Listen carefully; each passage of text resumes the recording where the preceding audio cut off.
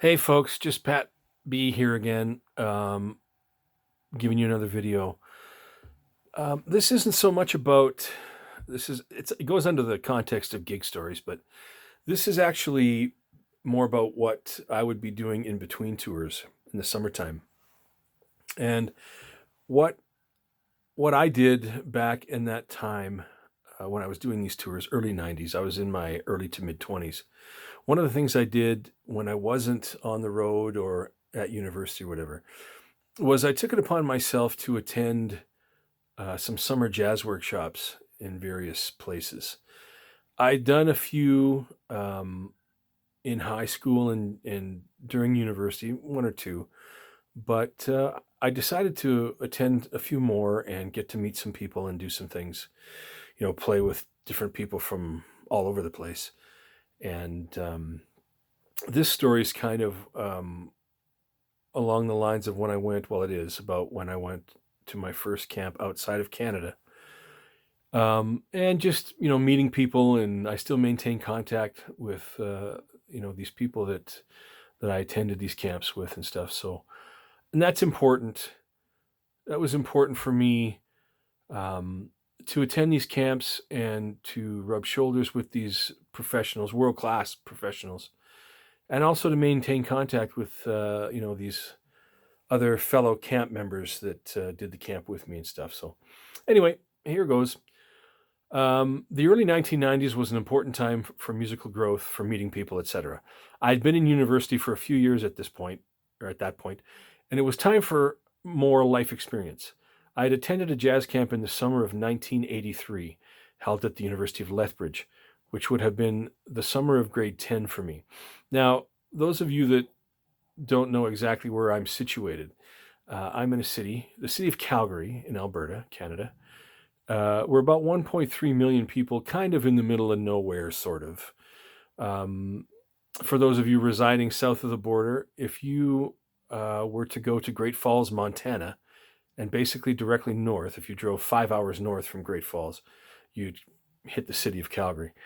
Um, Before you get to Calgary, you drive through another city called Lethbridge, which is I think about 95,000 to 100,000 right now, which is where this university where I did this camp is that I'm talking about. It's about 2.5 hours southeast of Calgary. So this camp I'm talking about was in the summer of 1983, held at the University of Lethbridge, which would have been the summer of grade 10 for me. The camp had pros from both Calgary and Edmonton, and also some from the USA. Dominic Spiro on trumpet, who I believe taught at the University of Indiana in Bloomington. Whoa, hello. And was one, and John Rad on piano, which I believe he was one of the jazz instructors at the University of Wisconsin at Stevens Point, which ironically I ended up playing on that campus on one of those tours. I remember. Yeah, some other fellow faceplant friends I remember being there as students were Jeff Antoniuk, who's a great saxophonist, originally from Edmonton, now lives in Annapolis, Maryland. He's got a whole video series on jazz education called Digging Deeper Jazz, if you want to look that up. There's a whole bunch of stuff on there that you can access of his. And also John Abraham, who's a trombonist that lives here in Calgary and an engineer. Um, and there's one band in particular that we always cross paths in because he's a regular member, and I end up subbing in from time to time. I attended that camp again later in the 80s and worked with Dominic Spira that time around specifically. In 1990, I decided to try going stateside for a couple camps, my first camps outside of Canada. The first camp I attended, I had heard about briefly at the IAJE conference that year. IAJE was the International Association for Jazz Education, a yearly conference in January. And eventually, that organization went belly up due to financial problems. Uh, Another one kind of grew out of that called JEN, Jazz Educators Network. And that has continued on. The first conference for that was in 2010 in St. Louis. I attended that one, and I've attended one or two since then. So it has kind of carried on in the place of the International Association for Jazz Education. Anyway, I heard about this camp briefly at IAJE conference, and it was called the Great Plains Jazz Camp, and was held on the campus of Emporia State University in Emporia, Kansas, and was run by trumpeter and faculty member Bob Lark, who, if I'm not mistaken, has been teaching at DePaul University in Chicago now for many years. I did this camp twice, in June of 1990 and 1991, and still maintain contact with a couple of faceplant friends from there too. A fellow by the name of Kurt Morrow, who's a great guy and a great bass player, originally from Topeka, Kansas, now lives in California. And Scott Bradley, real nice guy, trombone player, one of the senior counselors, originally again from Kansas, now lives in Brooklyn, New York, I believe. And yes, you know who you are, smiley and winky face. I played in both combo and big band and was playing Barry sax at the camp, and I was the only Barry player there, I think. My combo instructor was Rick Peckham, who was a guitar instructor from the Berklee College of Music in Boston. I can't remember who directed the big band that year.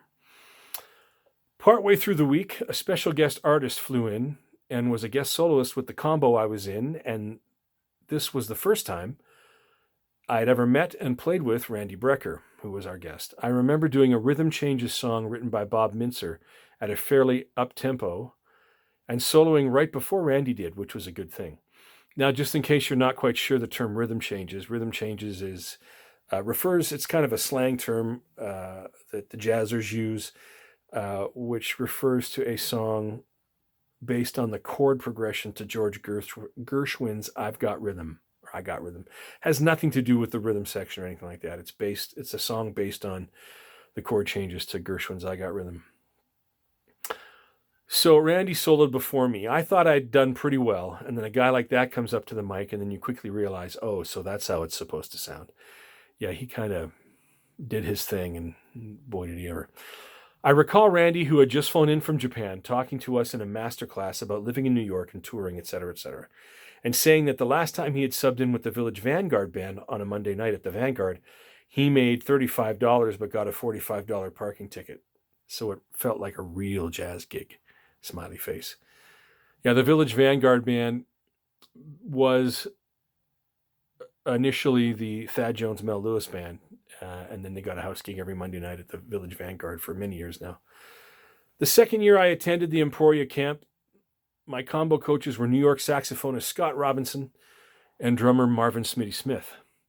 At my audition on Barry Sax again, Scott asked me to play something by Brahms, which I can't remember now what it was, and of course he was joking. But from then on, my nickname to him was Brahms. So he would call me, he probably couldn't pronounce my last name properly, so Brahms started with a B, so that was probably good enough. Speaking of Bob Mintzer, he came in partway through the week and worked with our combo and led our big band. Bob has been one of my most favorite contemporary tenor sax players for about 25 years now or so. That was very cool to meet him and just hear him. I had followed his band a lot in university, and still do, and took some lessons with him and his baritone saxophonist, now full-time in Steely Dan's horn section, Roger Rosenberg, who plays his ass off too, and is an awesome guy. Yeah, and Bob is now, he was based in New York, but he's been the jazz studies department head at the University of Southern California now in Los Angeles for a number of years. Roger is still in New York and still touring with Steely Dan. So what I did after this was I posted, and if you want to check this out, it's a great tune. And the reason why I chose this was because it's something that Bob and Roger both solo in. And it's one of Bob Mintzer's compositions called Incredible Journey. It's the title track off that album, Incredible Journey. And if you want to check out that track, just go onto YouTube and put in Bob Mintzer Incredible Journey, and that'll come up. I think it's the first one, of course, makes sense. And you'll hear both of them solo. And yeah, they're great guys. They were, great to hang out with and to talk to and just bounce ideas off of and pick their brains and stuff. So I was really glad I was able to connect with those guys. So anyway, that's all I'm going to do for that particular story. One of the things I was going to show too when I came in, I saw this. I have this in a frame posted up in my practice room here. On my Facebook profile picture right now, there's a caricature of me playing saxophone and a tongue coming out the bell. And I'll show it to you here. I've got it in a frame. There it is there. And that was drawn by a university schoolmate of mine, a guitarist from El Salvador named Roberto Serpes. And he did a bang-up job on that. And I remember being in the foyer in the music building here at the university in Calgary, waiting for a ride. And Roberto was over on a chair or a couch opposite to me. He just walked in, sat down, pulled out a pad of paper, started staring at me, and then I'd see him, doodling or doing something on the paper. And he'd look up again and do the same thing, and look up again and do the same thing. It's kind of weird. I was kind of looking at him like, dude, what are you doing? Like, you're vibing me out here. I can feel it. And then he just kept going and going and going. And then I eventually got up because my ride had arrived. I went to go to join them and head out of the building. And as I walked by him, he just ripped that piece of paper off and handed it to me. And I pretty much immediately put it in a frame, and I have it up here on one of my shelves here. So I thought I'd throw that on there. That's where that character of me on Facebook right now comes from. Anyway, the last thing I want to add here or mention here is I've just started with this YouTube channel. I'm still trying to navigate my way through things and to be able to put text up on some of these videos and stuff. Haven't figured out how to do it yet, and it's getting kind of frustrating. But one of the things I wanted to mention, as I have done in the last couple of videos, and I will in this one too, and probably all the subsequent ones to come, is that I've set up an email address for this particular channel and all this stuff, correspondence where this is concerned.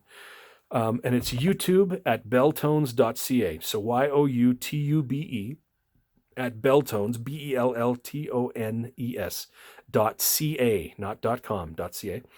And I've set that up so if anybody has any comments or questions or just wants to say hi, or if you have questions about maybe topics you want me to talk about or say or anything like that, I'm open. Music education, life in general, touring, I don't know, music business stuff, anything you want to go down that road, whatever it might be.